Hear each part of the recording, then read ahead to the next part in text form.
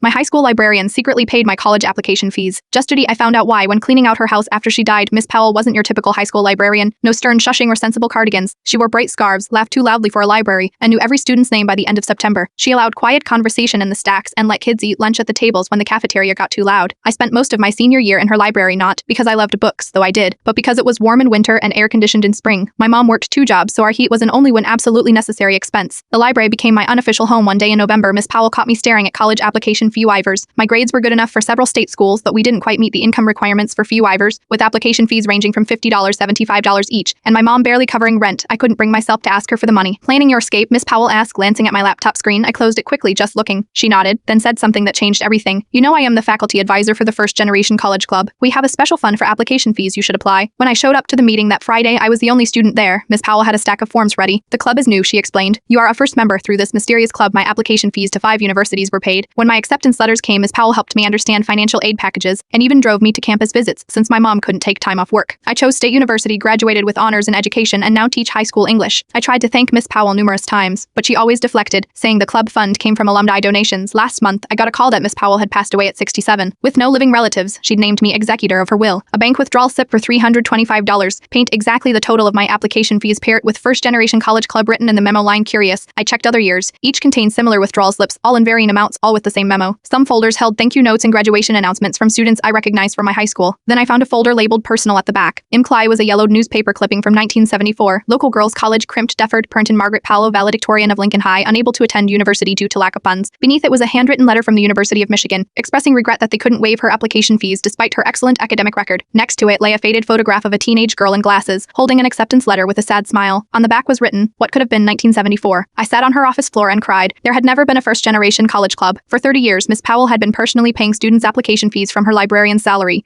helping them reach the future she'd been denied. The final document in the folder was her college transcript. She'd eventually put herself through community college working nights, then finished her bachelor's degree over 8 years of part-time study, graduating at 32. Yesterday, I established the Margaret Powell First Generation College Fund at our high school parent, a real one this time, parent-seated with a modest savings she left behind. The local paper ran the story, and by evening, former students had doubled the amount in her will. Miss Powell left me her collection of first edition novels with a note. "Books open doors, but sometimes doors need a little financial push too. Your students will need both. Pass it on." Some heroes wear bright scarves and keep quiet about the doors they open for others. I'm making sure hers stays open for generations to come.